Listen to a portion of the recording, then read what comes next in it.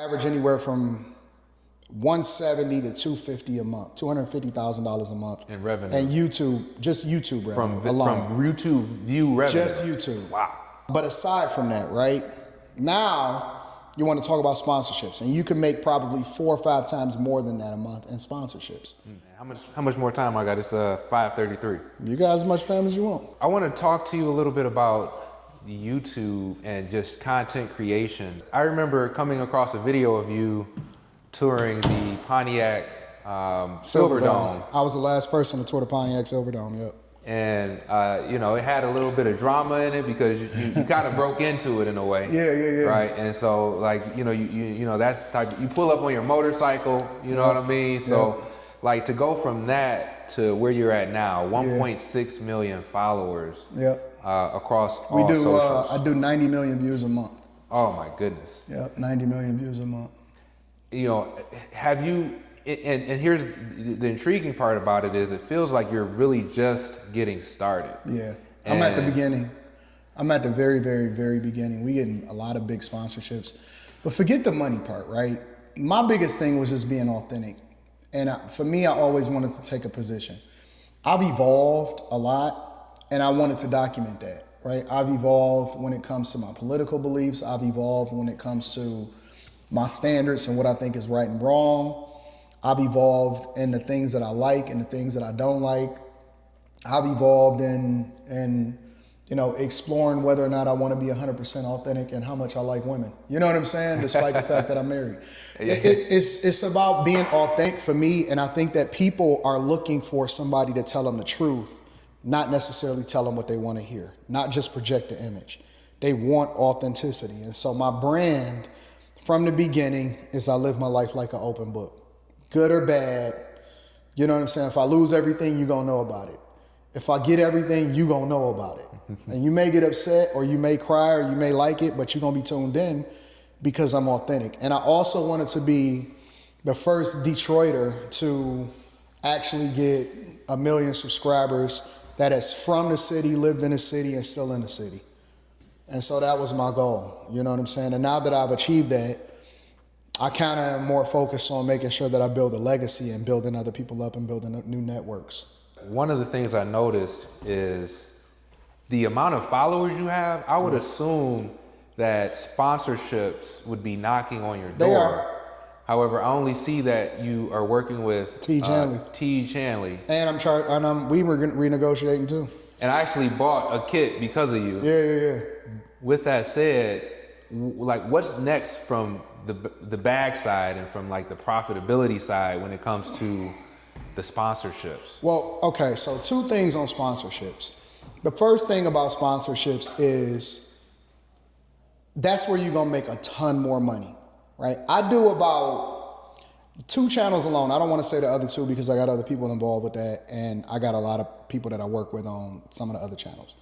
But as of the recording of this video, I average anywhere from 170 to 250 a month, $250,000 a month in revenue. And YouTube, just YouTube revenue alone. From YouTube view revenue. Just YouTube. Wow.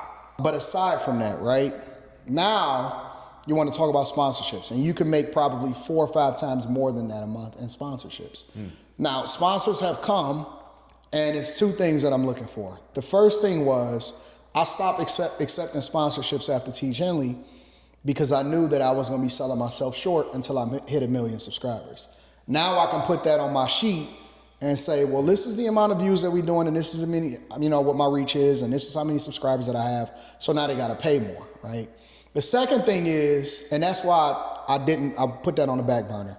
The second thing is that a lot of these sponsorship companies, when they offer you a huge amount of money, they want you to give you a piece of their platform.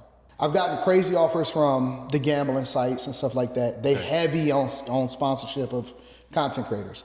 I don't feel like that's the right thing to do because I don't want to addict my people to no gambling sites. That's number 1. But number 2, a lot of times they want an ownership stake in your stuff. And thus far, I've been 100% self-owned. I've never, ever been bought out. Nobody has ever taken a piece of my stuff. How would that look though?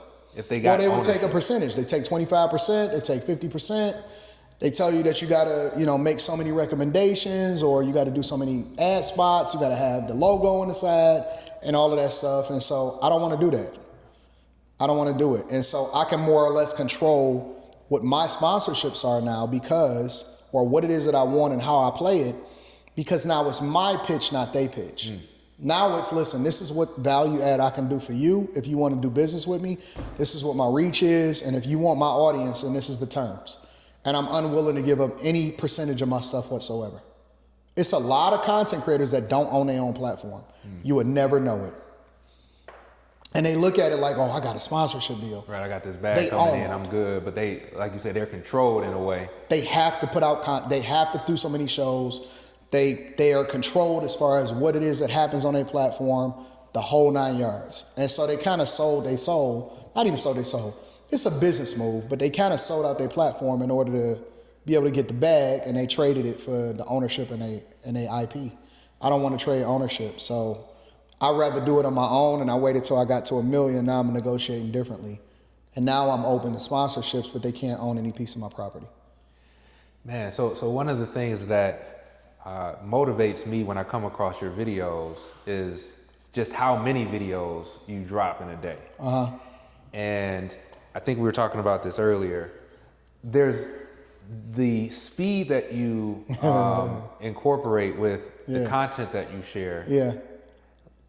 You have to be doing a heavy lift, or a good majority of your content creation, from the recording to the editing, the thumbnails, cutting it up and doing, potentially the shorts. Like, when do you sleep, man?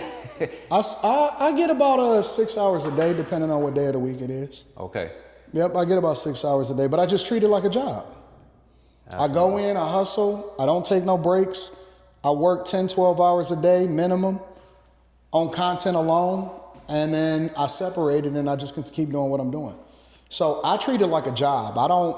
Even when I was working a job, and for me it's all money in, right? So I was in corporate America. My original background is in software engineering. I worked at Comerica Bank and I worked at Flagstar Bank until they merged with New York Community Bank. University of Michigan, the whole 9 yards. I was working on my stuff while I was on the job, because you only gonna work 2 or 3 hours a day on the job actually doing real work. So I was working on my own stuff with my own computer, brought my own computer in, working on that type of stuff, right? And then when I got off of work, I was treating it like a job. And so I was willing to not sleep in order to stand up my content. Yeah. I didn't care about work-life balance. I didn't care about hoes. I didn't care about focusing on family and none of that type of stuff. I was willing to sacrifice everything in order to continue to run it up. And I was willing to do it for the next 10 years. That was my thing. I said, give me 10 years, and if it don't work out, then I quit.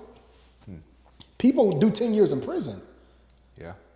You know what I'm saying? Like, I'd rather spend 10 years focusing on the thing that's really meaningful to me, instead of spending 10 years doing nothing, and then people are still doing the same thing after 10 years when you look back. So with this success that you have, and even driving here, I see these multi-million-dollar homes. Yep. You have obviously a great location downtown Detroit. I got I got a home out here that I stay in. I got 2 homes out here that I stay in, and then I got the penthouse in downtown. Do you ever see yourself doing kind of like a multi-million-dollar, or has that already happened and you're just kind of keeping that, kind of low key, because that part is a little too personal to share? No, I don't care about sharing anything. There's things that I have a goal that I work on doing on my own, but I'm just very careful on the people that I partner with, because I know what I'm gonna do. I don't know what they're gonna do. You know what I'm saying? So it's almost like you got to build the relationships before you invest with somebody, because at this point it's not just about money. It's about, that long term. Are we doing business together? Are we not doing business together? Right. As far as the actual, new, bigger, multi-million-dollar stuff, because I'm so used to doing everything cash, I'm the type of person to say, okay, let me put this on the side. I'm gonna buy this property, and then I'll allocate $2-3 million of my own money and just be able to stand it up myself. Because I don't feel like I've been able to trust nobody. So I'd rather wait a year and stack for that while I'm investing in everything else. And then I'll stand it up, you know what I'm saying, and put all of the money allocated to it. I buy everything cash. I buy my cars cash. I buy my properties cash. I just don't be doing business like that. You know what I'm saying? Because can't nobody come and take it from me now. You have not only your channels, but you also are partnering with other creators, and you have... Well, no, I own them all, and then I have different shows that I'm standing up from other creators on other channels. So do you see yourself doing that more, or do you see yourself... Oh, 100%. I'm full blown. I've been signing content creators all day long. Nice. And we launching new shows starting to be all throughout next year. Yep. You're a person that is extremely true to yourself, 100%. True to your values, true to your beliefs and your opinion. Yeah. And you don't hold back on social media. Not even a little bit. My motto is your feelings. I don't care about how people feel. So my question to you is, have you always been that way via social media, or was there a time where you kind of adjusted and you said, you know what?